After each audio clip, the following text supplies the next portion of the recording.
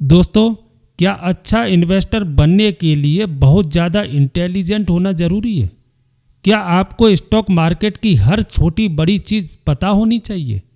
क्या आपको यह पता होना चाहिए कि मार्केट अगले महीने ऊपर जाएगा या नीचे? या फिर अच्छा इन्वेस्टर बनने के लिए कुछ और ज़्यादा ज़रूरी है? जब हम द मोस्ट इम्पोर्टेंट थिंग की सोच को आसान भाषा में समझते हैं तो एक बात साफ दिखाई देती है। इसका फोकस किसी एक स्टॉक को चुनने पर नहीं है, बल्कि इस बात पर है कि जब आप इन्वेस्टमेंट करते हैं तब आप सोचते कैसे हैं। क्योंकि मार्केट में इंफॉर्मेशन की कोई कमी नहीं है। हर दिन नई न्यूज़ आती है, एनालिस्ट अपनी राय देते हैं, एक्सपर्ट्स अपने टारगेट बताते हैं, कंपनियां रिजल्ट जारी करती हैं और इन्वेस्टर लगातार स्टॉक खरीदते और बेचते रहते हैं। फिर भी वही सवाल रहता है, इतनी सारी इन्फॉर्मेशन सबके पास होने के बाद भी कुछ इन्वेस्टर बेहतर डिसीजन कैसे ले पाते हैं? यहीं से असली बात शुरू होती है। मान लीजिए आपके सामने एक कंपनी है, कंपनी की सेल्स बढ़ रही है, प्रॉफिट बढ़ रहा है, डेट कम है, मैनेजमेंट अच्छा है, इंडस्ट्री का फ्यूचर भी अच्छा दिखाई दे रहा है। आपने कंपनी की रिसर्च की और आपको लगा कि बिजनेस काफ़ी अच्छा है। अब आपका पहला विचार क्या होगा? शायद इस स्टॉक को खरीद लेना चाहिए। लेकिन यहीं थोड़ा रुकना ज़रूरी है, क्योंकि अच्छा बिजनेस और अच्छा इन्वेस्टमेंट हमेशा एक ही चीज़ नहीं होती। मान लीजिए एक शानदार कंपनी की असली वैल्यू 1,000 रुपये है, लेकिन मार्केट उस कंपनी के लिए 2,000 रुपये देने को तैयार है। अब कंपनी अच्छी है, लेकिन क्या ये ज़रूरी है कि 2,000 रुपये पर खरीदा गया स्टॉक भी अच्छा इन्वेस्टमेंट हो?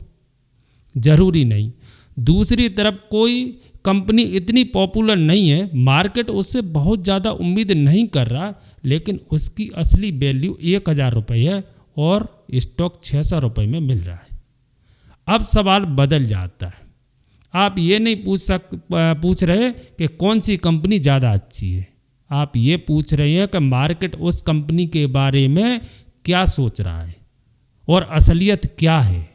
यही फर्क समझना बहुत ज़रूरी है। अब एक और बात समझिए, अगर किसी कंपनी के बारे में हर इन्वेस्टर पहले से ही बहुत पॉजिटिव है तो क्या ये हमेशा अच्छी खबर है? ज़रूरी नहीं, क्योंकि अगर हर कोई पहले ही मान चुका है कि कंपनी बहुत तेज़ी से बढ़ेगी तो हो सकता है कि उस उम्मीद का बड़ा हिस्सा स्टॉक प्राइस में पहले ही शामिल हो गया। अब कंपनी को सिर्फ अच्छा काम नहीं करना है, उसे मार्केट की उम्मीद से भी बेहतर काम करना पड़ेगा। मान लीजिए मार्केट उम्मीद कर रहा है कि कंपनी अगले 5 साल में अपना प्रॉफिट 4 गुना करेगी, लेकिन कंपनी का प्रॉफिट सिर्फ 2 गुना हुआ। 2 गुना होना सुनने में तो बहुत अच्छा है, लेकिन अगर मार्केट 4 गुना की उम्मीद कर रहा था तो स्टॉक के लिए ये निराशाजनक हो सकता है। यानी इन्वेस्टिंग में सिर्फ ये देखना काफ़ी नहीं है कि कंपनी कितनी अच्छी है, ये भी देखना ज़रूरी है कि लोग उससे कितनी उम्मीद कर रहे हैं। अब एक बहुत ज़रूरी सवाल, हम इन्वेस्टमेंट करते समय अक्सर पूछते हैं मुझे कितना रिटर्न मिल सकता है, लेकिन एक और सवाल उतना ही ज़रूरी है, अगर मैं गलत हुआ तो क्या होगा? मान लीजिए आपको लगता है कि किसी स्टॉक से 30% रिटर्न मिल सकता है, आपको ये बहुत अच्छा लग रहा है, लेकिन अगर उस रिटर्न के लिए आपको बहुत बड़ा नुकसान झेलने का रिस्क लेना पड़ रहा है तो क्या ये सच में अच्छा इन्वेस्टमेंट है? यही रिस्क को सही तरीके से समझना जरूरी है। रिस्क सिर्फ ये नहीं है कि स्टॉक आज 20% गिर गया, असल रिस्क कई बार उससे पहले पैदा हो चुका होता है। जब आपने बिजनेस को गलत समझा, जब आपने फ्यूचर की ग्रोथ को ज़रूरत से ज़्यादा मान लिया, जब आपने कंपनी के डेट को नज़रअंदाज कर दिया, जब आपने मैनेजमेंट पर बिना सोचे भरोसा कर लिया, या जब आपने किसी कंपनी के लिए इतनी ज़्यादा प्राइस दे दी कि आपका इन्वेस्टमेंट तभी सफल हो सकता था जब भविष्य बिल्कुल आपके हिसाब से चलता। इसलिए खुद से पूछिए, अगर मेरी सोच गलत निकली तो मुझे कितना नुकसान हो सकता है? मान लीजिए आप एक पुल बना रहे हैं, उसकी कैपेसिटी 100 टन है। क्या आप उस पर ठीक 100 टन का वजन रखेंगे? शायद नहीं। आप चाहेंगे कि थोड़ी एक्स्ट्रा कैपेसिटी हो ताकि अगर कुछ अनएक्सपेक्टेड हो जाए तो पुल तुरंत फेल ना हो।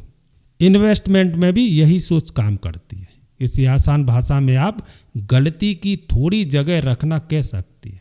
अगर किसी कंपनी में इन्वेस्टमेंट तभी सफल हो सकती है जब सब कुछ बिल्कुल परफेक्ट हो तो रिस्क ज़्यादा हो सकता है।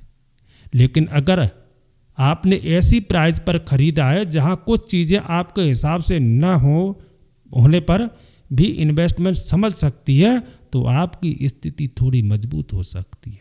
इसलिए अच्छा इन्वेस्टर सिर्फ ये नहीं पूछता मैं कितना कमा सकता हूँ, वो ये भी पूछता है अगर मैं गलत हुआ तो कितना खो सकता हूँ।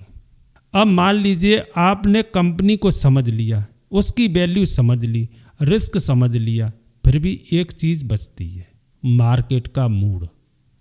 कभी मार्केट में लोग बहुत पॉजिटिव होती हैं, हर तरफ लगता है कि स्टॉक ऊपर ही जाएगा, हर गिरावट खरीदने का मौका लगती है, लोग ज़्यादा रिस्क लेने लगती है और धीरे धीरे स्टॉक की प्राइस बहुत ऊपर चली जाती है। दूसरी तरफ कभी मार्केट में इतना डर होता है कि अच्छे बिजनेस के स्टॉक भी तेज़ी से गिरने लगते हैं। अब सवाल है क्या बिजनेस भी उतना ही खराब हो गया? जरूरी नहीं। कई बार बिजनेस से ज़्यादा इन्वेस्टर की सोच बदलती है। कल तक लोग बहुत कॉन्फिडेंट थे, आज वही लोग डर रहे हैं। इसलिए मार्केट साइकोलॉजी को समझना भी जरूरी है। क्या हमेशा भीड़ के उल्टा चलना चाहिए? नहीं। अगर हर कोई किसी स्टॉक को खरीद रहा है तो सिर्फ अलग दिखने के लिए आपको उसे बेचने की ज़रूरत नहीं है, और अगर हर कोई बेच रहा है तो सिर्फ खुद को स्मार्ट दिखाने के लिए आपको खरीदना भी ज़रूरी नहीं है। असल बात यह है कि भीड़ क्या सोच रही है और उसकी वजह क्या है। अगर लोग किसी कंपनी को लेकर बहुत पॉजिटिव है तो देखिए उनकी उम्मीद किस आधार पर है। क्या कंपनी सच में इतनी तेज़ी से बढ़ रही है? क्या ये ग्रोथ लंबे समय तक चल सकती है? क्या स्टॉक की प्राइस उस प्राइस को पहले ही शामिल कर चुकी है? और अगर कंपनी की ग्रोथ थोड़ी कम है तो स्टॉक पर क्या असर पड़ सकता है? यही सोच आपको बाकी लोगों से अलग तरीके से सोचने में मदद कर सकती है। अब सेकंड लेवल थिंकिंग क्या होती है? फर्स्ट लेवल थिंकिंग बहुत आसान होती है। मार्केट गिर रहा है बेच दो, मार्केट बढ़ रहा है खरीद लो, कंपनी का प्रॉफिट बढ़ रहा है स्टॉक अच्छा है, कंपनी का प्रॉफिट गिर रहा है स्टॉक खराब है। लेकिन सेकंड लेवल थिंकिंग यही नहीं रोकती। मार्केट गिर रहा है तो सवाल होगा क्यों गिर रहा है? क्या कंपनी का बिजनेस खराब हुआ या सिर्फ मार्केट का सेंटिमेंटल खराब है? क्या इन्वेस्टर्स ज़रूरत से ज़्यादा डर गए या कोई ऐसी समस्या है जिसे अभी पूरी तरह समझा नहीं गया है?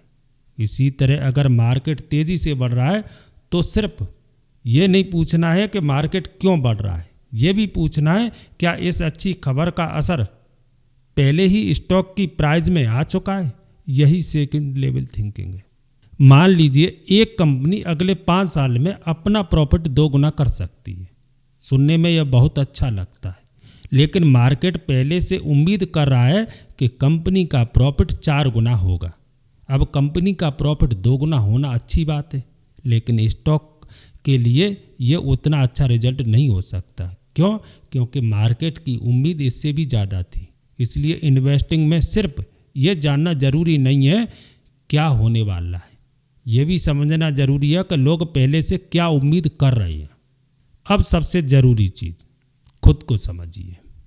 अब तक हमने कंपनी देखी, प्राइस देखी, रिस्क देखा, मार्केट का मूड देखा, एक्सपेक्टेशंस देखी, लेकिन एक चीज़ अभी बाकी है, हम खुद। मान लीजिए आपने किसी स्टॉक पर काफ़ी रिसर्च की, आपने स्टॉक खरीद लिया, फिर स्टॉक 30% गिर गया। अब आप क्या करेंगे? क्या आप शांत रहेंगे या हर 5 मिनट में स्टॉक की प्राइस चेक करेंगे? क्या आप अपनी रिसर्च दोबारा देखेंगे या सिर्फ इसलिए बेच देंगे क्योंकि बाकी लोग बेच रहे हैं? यही आपकी साइकोलॉजी काम करती है। कई बार मार्केट हमें नुकसान नहीं कराता, हमारी अपनी जल्दबाजी नुकसान करा देती है। पैनिक में बेच देना, ग्रीड में खरीदना, फोमो में एंट्री लेना या अगली गलती मानने से इनकार करना, ये सब इन्वेस्टर के लिए बड़ी प्रॉब्लम बन सकती है। इसलिए अच्छा इन्वेस्टर बनने के लिए सिर्फ मार्केट को समझना काफ़ी नहीं है, आपको खुद को भी समझना पड़ेगा। खुद से पूछिए, जब मेरा स्टॉक 20% गिरता है तो मैं क्या करता हूँ? जब मार्केट बहुत तेज़ी से ऊपर जाता है तो क्या मैं ज़रूरत से ज़्यादा कॉन्फिडेंट हो जाता हूँ? क्या मैं बिना रिसर्च के सिर्फ इसलिए खरीदता हूँ क्योंकि बाकी लोग खरीद रहे हैं? क्या मैं अपनी गलती स्वीकार कर सकता हूँ?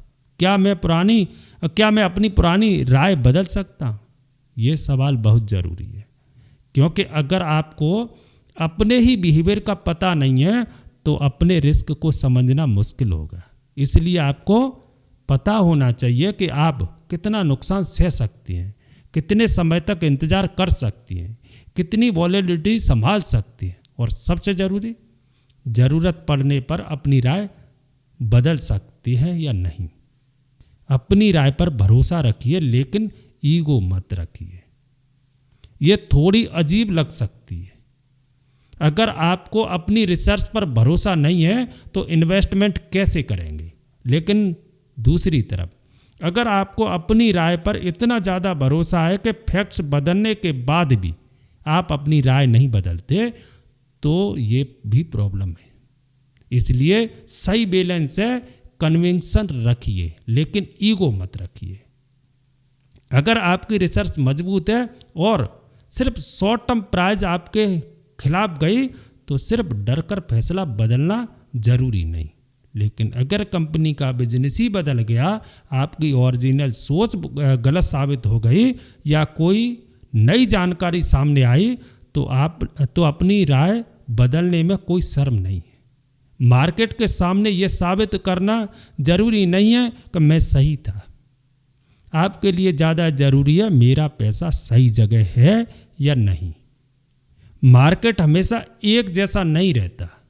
कभी लोग बहुत ज़्यादा कॉन्फिडेंट होते हैं, फिर लोग ज़्यादा रिस्क लेने लगते हैं। स्टॉक की प्राइस बढ़ती है, फिर उम्मीद और बढ़ती है, और धीरे धीरे लोग मानने लगते हैं कि मार्केट तो हमेशा ऊपर ही जाएगा। लेकिन ऐसा हमेशा नहीं होता। किसी समय रियलिटी और उम्मीद के बीच बहुत बड़ा अंतर बन सकता है। फिर एक छोटी सी नेगेटिव खबर भी बड़ा असर डाल सकती है। फिर डर आता है, डर के बाद पैनिक, और पैनिक में लोग अच्छे एसेट्स भी बेच सकते हैं। फिर दूसरी तरफ जब मार्केट बहुत गिर जाता है तो लोग हर चीज़ को खराब समझने लगते हैं। यहीं एक समझदार इन्वेस्टर को थोड़ा शांत रहना पड़ता है, क्योंकि बुल मार्केट हमेशा नहीं चल सकता और बियर मार्केट भी हमेशा नहीं चलता। अब एक बहुत ज़रूरी बात, मान लीजिए कोई स्टॉक 50% गिर गया, क्या अब वो सस्ता है? जरूरी नहीं। हो सकता है कि कंपनी का बिजनेस भी खराब हो गया हो सकता है कि प्रॉफिट कम हो रहा हो, डेट बढ़ रहा हो, कंपटीशन बढ़ गया हो, या कंपनी की पूरी ग्रोथ की कहानी बदल गई हो। इसीलिए सिर्फ प्राइस गिरने से यह मत मानिए कि अब तो खरीदना चाहिए। पहले पूछिए स्टॉक गिरा क्यों? क्या प्रॉब्लम टेम्परेरी है या परमानेंट? क्या कंपनी की कमाई करने की क्षमता बदली है? क्या उसका बिजनेस पहले जैसा मजबूत है? क्या उसकी ओरिजिनल इन्वेस्टमेंट थीसिस अभी भी सही है? अगर जवाब अच्छे हैं तभी आगे सोचिए। यानी सिर्फ सस्ता दिखना काफ़ी नहीं है, सस्ता क्यों हुआ ये समझना ज़्यादा ज़रूरी है। अब हम समझना चाहेंगे कि मार्केट कब गिरेगा, कब ऊपर जाएगा, कब क्रैश होगा। लेकिन सच ये है कि भविष्य को बिल्कुल सही तरीके से प्रेडिक्ट करना बहुत मुश्किल है। इसलिए एक बेहतर तरीका हो सकता है कि हर परिस्थिति के लिए तैयार रहना।